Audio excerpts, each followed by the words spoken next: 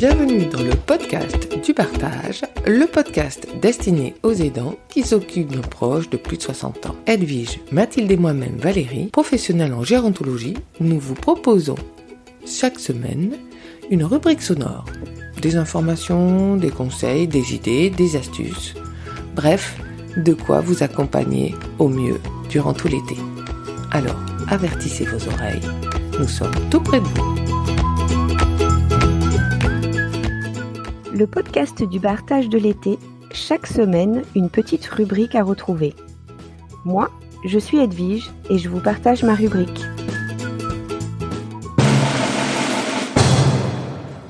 L'été est là et vous aurez peut-être un peu de temps pour de la lecture. Je vais vous parler aujourd'hui de quelques ouvrages qui peuvent vous aider en tant qu'aidant.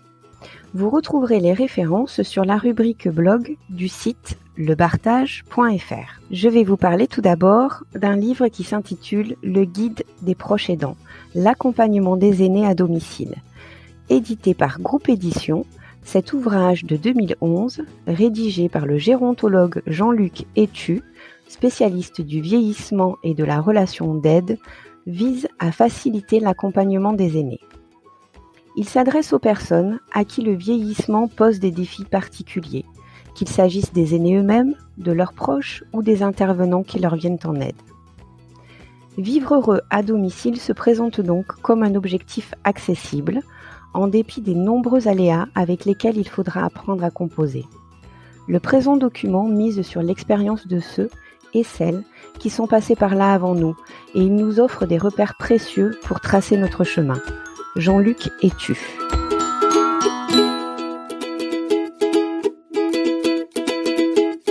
Le deuxième ouvrage date de 2016 et s'intitule « Comment aider ses proches sans y laisser sa peau » de Cantegrel-Callen et Giraudet, aux éditions Robert Laffont. Pour la première fois, un livre nous explique comment aider au mieux un proche, malade, en situation de handicap ou en perte d'autonomie, sans s'oublier. Une responsabilité souvent très lourde à assumer, dont la simple évocation reste tabou. Dans ce livre, qui se veut pratique, les aidants familiaux trouveront des outils pour diminuer leur sentiment d'impuissance, de solitude, d'inquiétude pour l'avenir, ainsi que des méthodes pour se défaire de la culpabilité, de la crainte de ne pas bien faire ou de l'impression, voire la conviction, de ne pas pouvoir y arriver. Cet ouvrage est aussi destiné à leur apporter la reconnaissance que mérite leur engagement. Professeur Philippe Henrac. Le dernier ouvrage s'intitule « Les aidants familiaux pour les nuls » de Jean Ruche et Marina Alrubae. Ce livre de 2017 a pour ambition de vous remettre, vous, aidants, à votre juste place et au centre de la relation aidant-aidé. La question sous-jacente est celle-ci. Et vous dans tout cela ? Cet ouvrage n'offre pas de mode d'emploi, mais propose davantage de pistes de réflexion, présente des initiatives concrètes et des aides existantes. Si nous avons réussi dans notre démarche, la lecture de ce livre vous accompagnera dans ce long chemin et vous permettra peut-être de gagner du temps pour la découverte d'autres visions et d'autres expériences, pour vous centrer sur l'essentiel, vous-même. Car vous êtes comme nous, toujours en chemin et en questionnement sur cette position inconfortable et pourtant essentielle. Nous espérons aussi vous livrer une vision réaliste, teintée d'optimisme, d'humour et d'espérance. Car après tout, c'est bien cela la vie, non ? Jean Ruche et Marina Alrubae.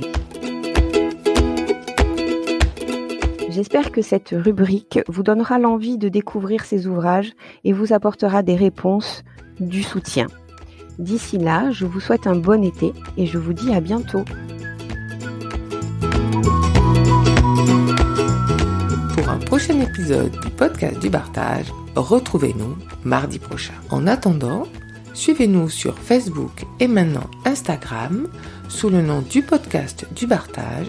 Et si vous souhaitez avoir plus de renseignements sur les rubriques que nous vous proposons, vous pouvez aussi consulter le site lebartage.fr en minuscule et tout attaché et à la rubrique podcast, retrouvez tout ce que vous souhaitez.